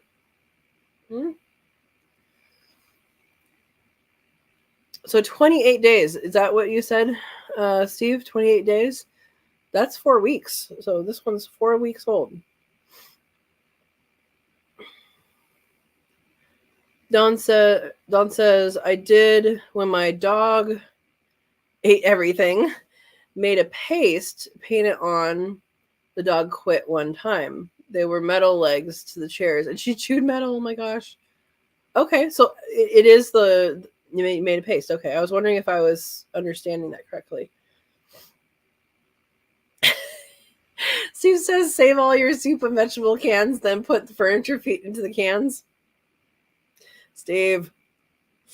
Oh, boy. Oh, Andy Rabbit says, I've never had a rabbit eat my furniture before, just puppies. Yeah, I mean, they can be taught what their toy is and what their toy isn't, too. I mean, they have an understanding. All animals are more they understand a lot. I think all animals can be trained. I mean, I used to have snakes, and we could, train them too. So like, I think all animals can be trained. Andy says, I have never had a rabbit eat my furniture. Oh, I just read that. Don says, I think I would put up the dog gate and let a rabbit run in the kitchen with me. I could stop it, maybe. Had a rabbit eat my daughter's baby buggy. Oh my gosh, Berna. What kind of toys do rabbits get?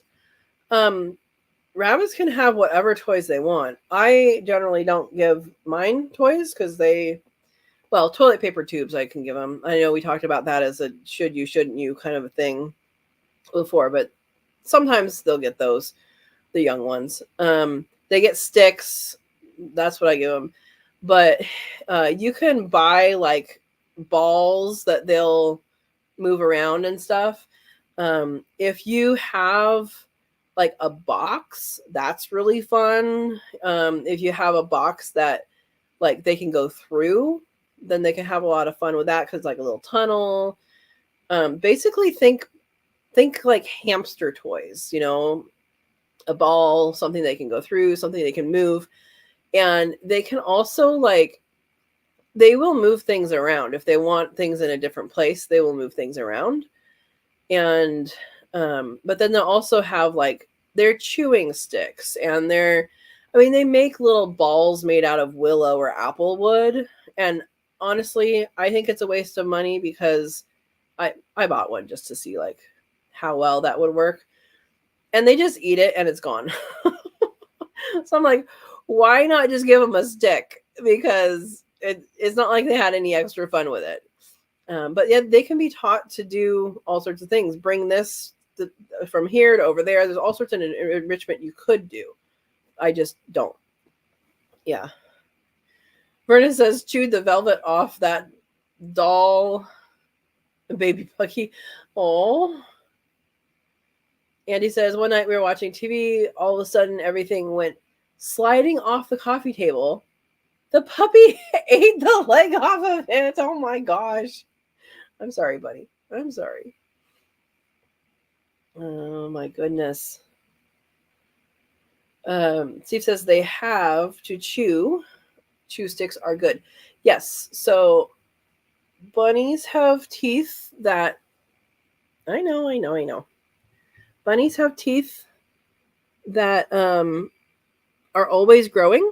So they actually need to chew so they don't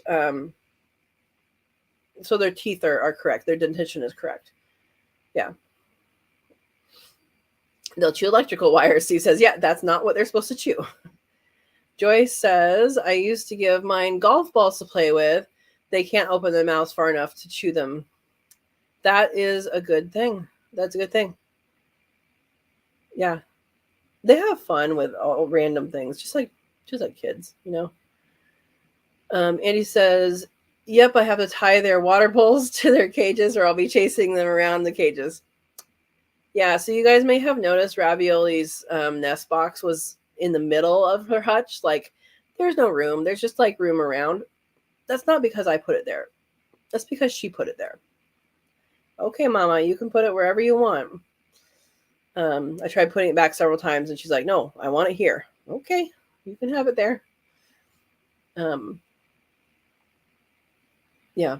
Don says, thanks, Steve. I have wires to the hydroponic stand, rabbit-proof stuff. Yeah, like baby-proofing. Probably get that metal, like, conduit that is flexible. Hi, baby. Hi. These are good too. Coconut fiber. Okay. Teeth like a hamster grow through their brains. Well, I hope they don't. I hope they don't. I mean, you can look up pictures if you want and see all the dentition problems that can happen. One is it can just make the jaw and the jaws, the upper jaw and the lower jaw can get skewed if it's too much. And then the other one is they do grow and keep growing. So I've not heard of going into their brains, but I'm sure it could.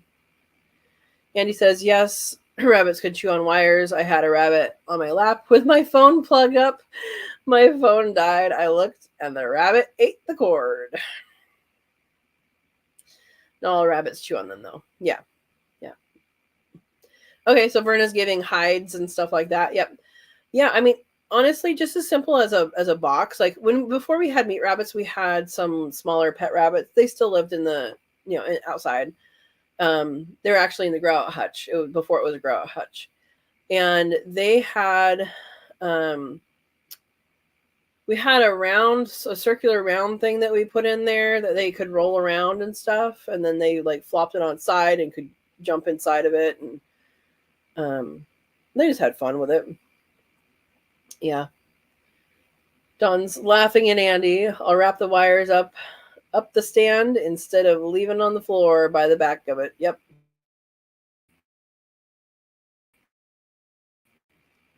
Back to, like, if you have an animal, it's not their fault if they do things, bad.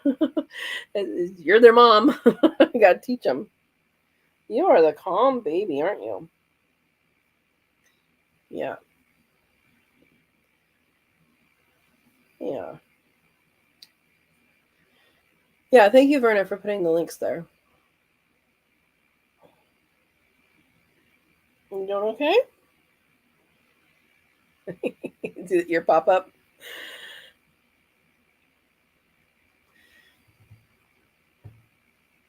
All right. What? I was going to put you down a little bit. You don't want to go down a little bit?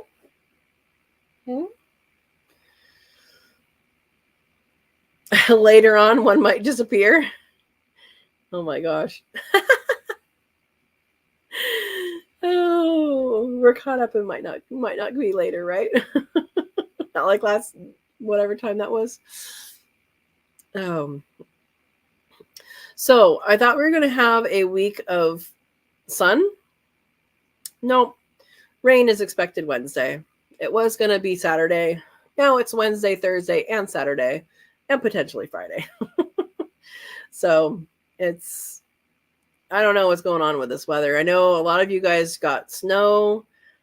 A lot of people got rain. We got a lot of rain. We're going to get more. But at least we had some time to let it soak in a little bit, which is good. So, yeah. Hey, baby. You're comfy, aren't you?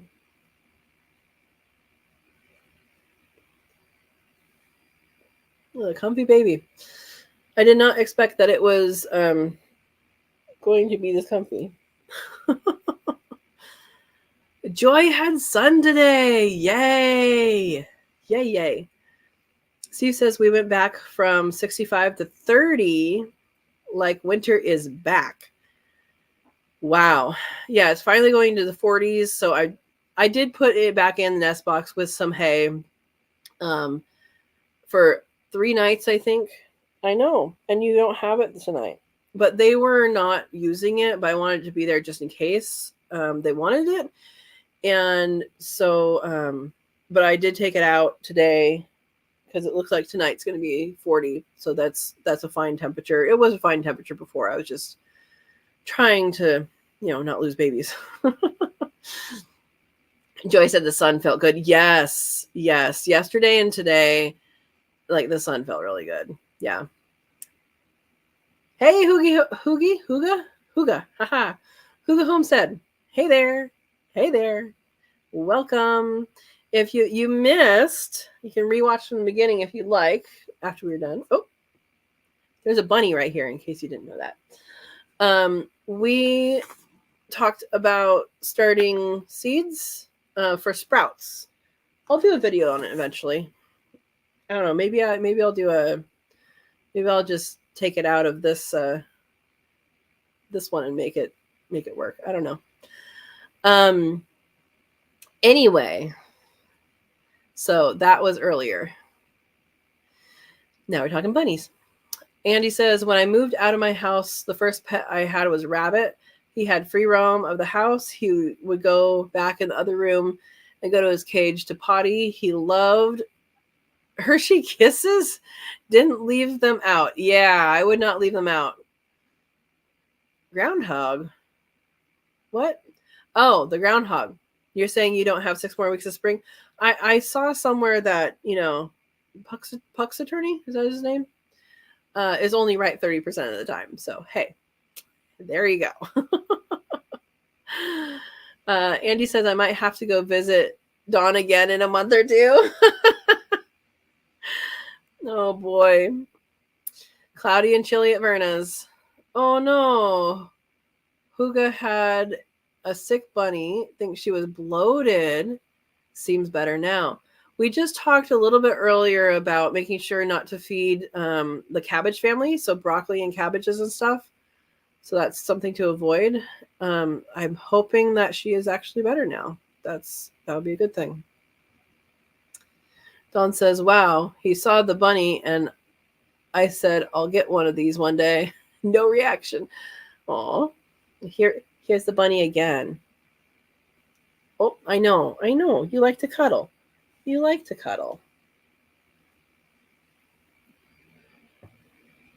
we go. I know. That's your big face on there.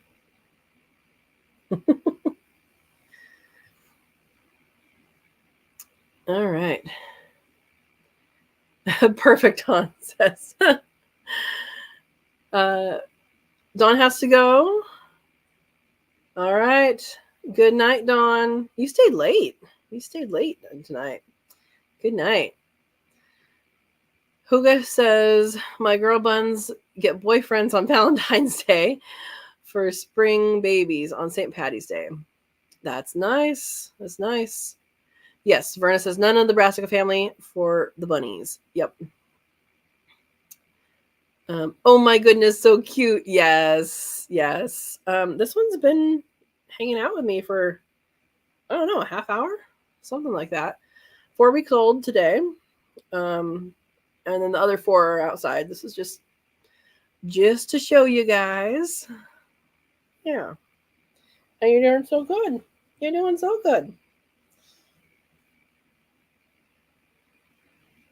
Yep. Yeah, so I think rabbits are good for pets. This one is not a pet. This one is destined for freezer camp. But we treat him well until that point, right? I mean, treat him well.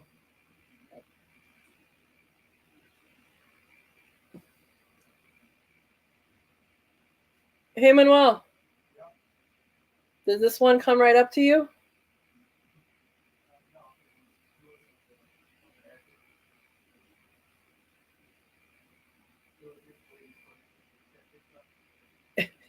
He says it was on the edge just waiting to be picked up.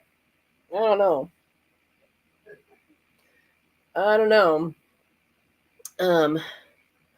Hoga says, haven't got a quail cage put together yet. Was putting patio furniture together. My goodness. Where are your priorities, Steve says. Yeah, patio furniture could be quail hutches, right? Could be. You're liking this, aren't you, little one?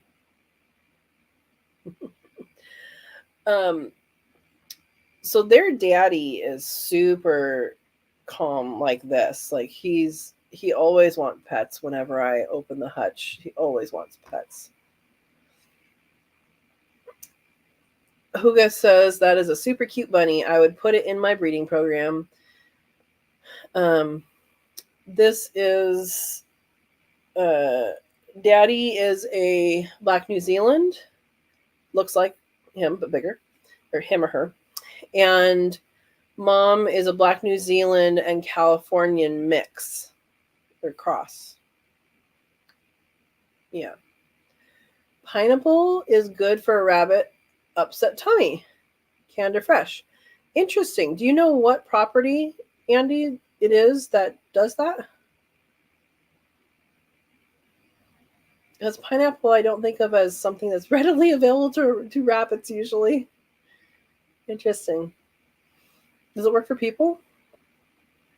Huga says, I know, slacker, right?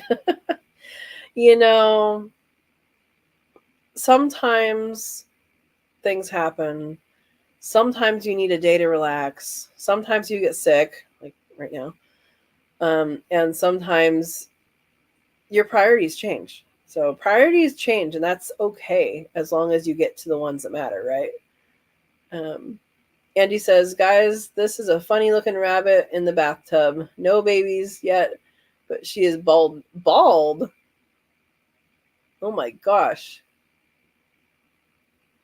Yeah, whenever my rabbits pull fur, I never see where it comes from. I know they pull around the teats, and that's one place, but bald, huh? She's ready for babies. My goodness. And Andy says, oh, there are so many good properties in pineapple. I like pineapple. Relax. What's that? Joy says. Oh, Joy. Yeah, exactly. I know. Working full time and doing YouTube basically full time as well. Like it's a lot. There's very little time to relax, but sometimes you have to do it. Yesterday when I kind of feeling like, okay, I might be down for, like, I might want to take some time. I decided to make some videos for this coming week, so I didn't have to bother with like coming up with ideas and filming when I wasn't feeling good. I'm feeling okay. It's just a little bit, but just in case it got worse. So tomorrow, you guys are going to see how the chickens go to bed. And later, you're going to see harvesting the tree-colored greens, and not greens, the florets, and cooking them, because that is just like broccoli, and it comes back every year. So my broccoli hasn't come up yet. My turnips that came up are no longer up. So I don't know if they got eaten or if they got drowned. I don't know. But it's looking very sad out there in the garden right now. The peas haven't come up. They may have gotten drowned. So sometimes things don't work out. But if you have something that's growing evergreen, ever growing or reproduces on its own, then it's good stuff. Let's see.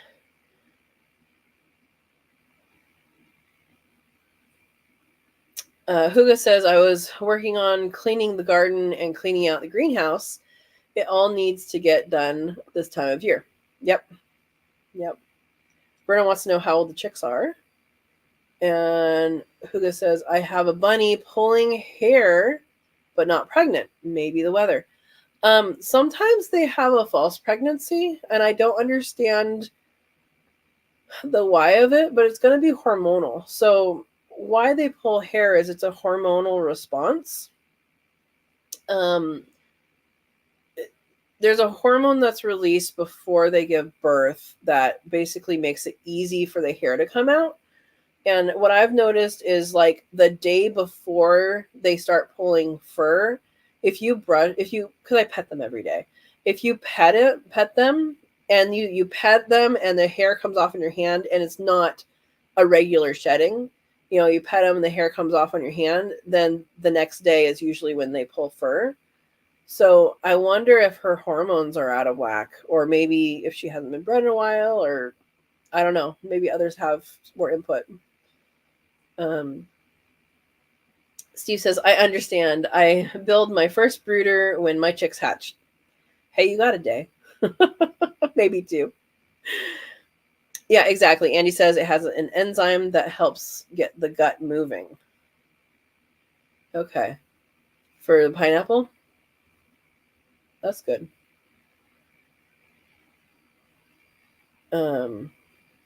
Just over 2 weeks old. Okay, you have a little bit of time. Steve says, then I built my first cage when my chicks were 6 weeks old. Goodness. Yeah, Verna says, you only have a few days. Get those cages built. Okay, Miss Verna. Yeah. Huga says, I wanted to breed that bun. Can I still breed her now? I mean, she's not bred, so yeah. Maybe she's showing you she wants that. I know I've been told that the active breeding makes ovulation happen with rabbits. I don't know. I've heard of rabbits going through this pulling fur stuff when they don't have any male around. So I wonder if it's just like, hey, getting ready to do this. I don't know what the significance of that is, or if it's just these hormones need to move and get going. But yeah, you should be able to breed her. You can always try, as long as she's old enough. Andy says, you all need to Google pineapple benefits. It has stopped a rabbit of mine from having diarrhea. Oh, wow. Every rabbit I have given it to has lived. It's number one. You giving me a bath? I took a shower this morning. It's licking me. I have given, every rabbit I've given it to has lived. It's the number one in my rabbit's first aid. That is good to know. I actually have a freeze-dried package of pineapple, and now I know that that's something I should maybe just keep on hand, huh? Interesting. Steve is asking Huga if that bunny isn't housed in a cage next to the male cage. Like it's getting the hormones. Verna says, cause all my does are housed in cages above the male cage, because the male pees, right? Yeah, that's true. Hi, are you getting restless, or are you just giving kisses? It was licking me. Yeah, Andy, I've heard this. It has been said a buck can breed through the cage wire. I don't really keep many bucks next to the doe cage, but I do think it happened to me once. Yeah, that's also possible if it was next to it. Hi, you're getting antsy. Dawn says the male and female can interact through the wire. Yep.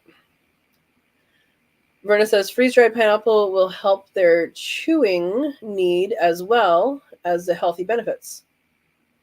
That's true. I would hesitate giving a freeze. Tell me if I'm right in this. I would hesitate giving a freeze-dried piece of fruit to a rabbit or that kind of animal, because it's going to expand with the water and like become a different thing. I don't know if that's right or not. Let me know what you guys think. Hugo says, I have heard that too. Don't put them next to each other. Yep. Hi. Where are you going? Where are you going? Is that a nice spot to sit? What do you think? Is it time to go home? Time to go back to mom? She's going to stay there for a little bit, I guess. Hi. exploring? What do you think? Hey, Manuel? Manuel? Can you take it? You want to go back with Mom? I think it's ready to go back with Mom. All right. Let's see what you guys see.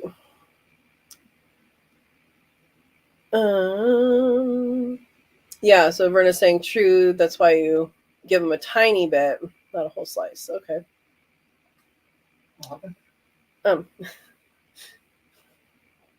It found a shelf. Yeah. Yeah. You ready to go home to Mom? I know, you're nice and warm now. It is colder outside. He's gonna like to stay in here. I know. Ready? Say bye. Thank you. Yep. All right.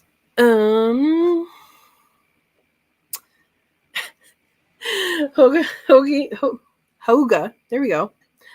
Fat Mama is the name of your bunny. The one pulling hair isn't near the other bunnies. Okay. Yeah, Steve, it wouldn't expand, would it? It would moisten up and it wouldn't expand in their belly. You are correct. I was thinking wrong. I was wrong. Yeah, it doesn't expand. It just gets heavier if the moisture's there. You guys are right. That's why I asked the question, and it was a silly question to ask, but now everybody knows.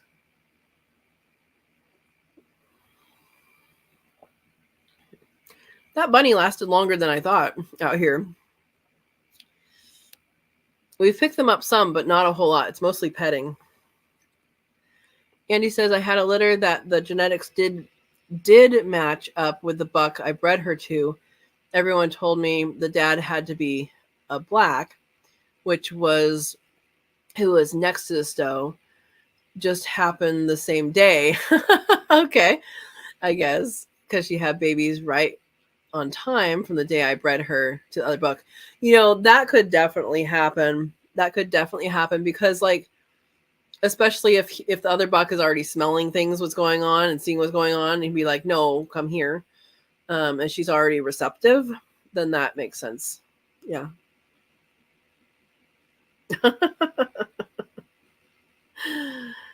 Yeah. Yeah.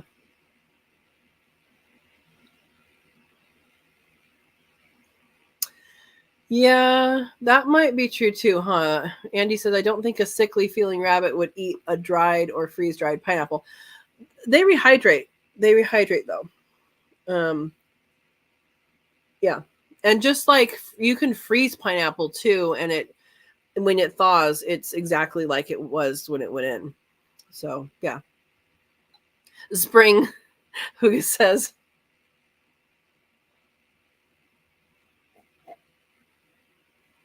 yeah. So there is something we haven't talked about in a while with rabbits, and that is the rabbit hemorrhagic disease. And I know that it's in California. It's in a lot of states. And I was reading through some of the things unrelated to homestead stuff, but I was reading through some of the things that California recommends, at least for like bringing animals onto a property and all that, and quarantining and all that. And it's a 60-day quarantine that they recommend. They also recommend any animal be tested before they get brought in. But I just thought that was interesting. I was kind of looking for like, oh, I wonder what the quarantine period is for this, since it's so, deadly. And 60 days is what they had.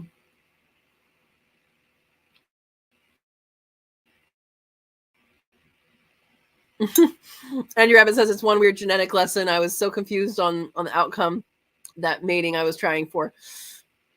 That makes sense.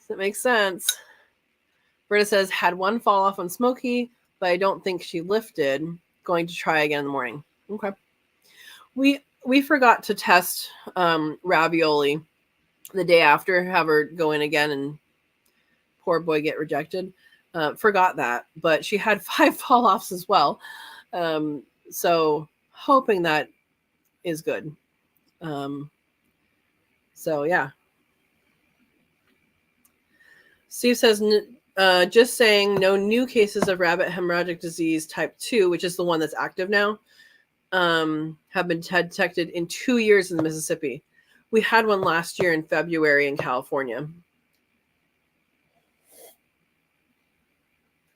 So that's, and that's a detection, right? And it's in the wild populations as well. So yeah. Where it says neither dose lifted this evening. Does that mean, was that your testing or is that your breeding? So are you trying again, or was that proof that they're bred?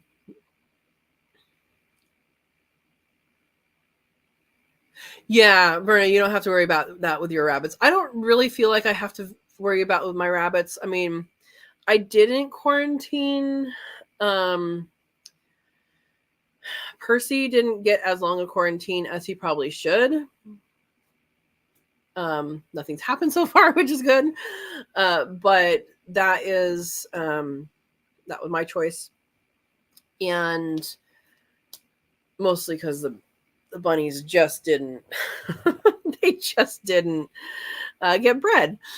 And the person I got them from, like, they don't allow people into their rabbitry. You have to, like, she told me all the protocol stuff and all that, so I felt a little more comfortable with that. They didn't go in automatically, right away, but it was some time. Yeah.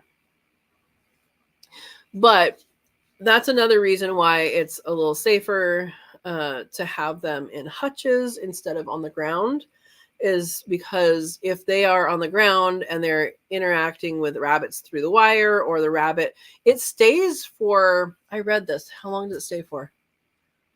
It stays for quite a while in the environment once the rabbit is gone. Through their, you thought I did 2 weeks? I know I did at least 2 weeks. I don't remember if I did more than that or not. But yeah. Anyway, so that's an interesting thing. And then that was, I think it was, I don't remember the amount of time it lasts in the wild, but it does last for quite some time.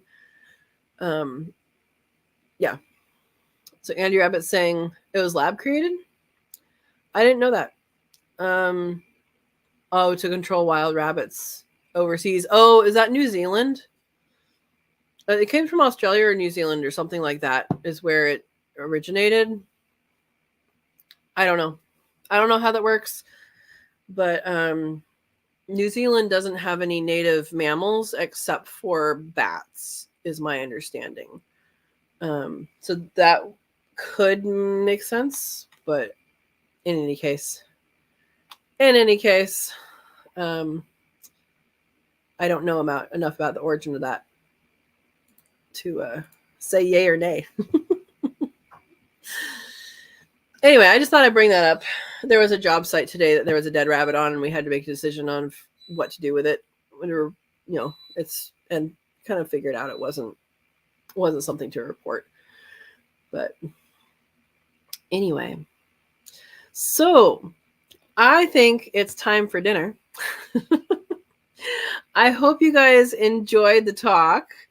Andy says one of those two, you're thinking Australia. It's somewhere over there, and I don't remember which one. But yeah, that's where it originated, is somewhere over there. And I think the first one, there's version 1, version 2, or whatever it's called. The first one hasn't been seen in a very, very long time, I think. And it's the second one that's now. You two for dinner time? Yes, it's dinner time.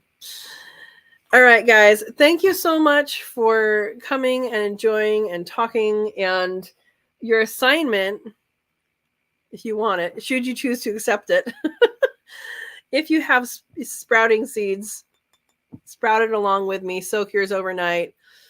This is a teaspoon to be soaked overnight. and you can sprout with me. I'll probably start doing some shorts on these, and then that'll be good. So anyway, and if you missed it from the beginning, we did teach about how to sprouting seeds, like sprouts, like alfalfa sprouts. That's what's in here. And yeah, you can sprout along with me. All right. Oh, Andy Rabbit is saying I'll start some. I promise. She's choosing to accept the mission. All right. We will say goodnight to you guys. I'm glad you guys could see that and see the baby bunnies and all that. And I appreciate you guys. And if you have not already joined the Facebook group, I will just leave with that. The Friends of Sow and Tare Facebook group. Answer all the questions and accept the rules. Otherwise, we don't think you're a person. And we'll have a fun time over there as well. All right. Thank you for watching and enjoy the week. We'll be back next week. Next week is a holiday. I'm still going to do this. So next Monday, 6 p.m. Pacific time is good. All right. Enjoy the night.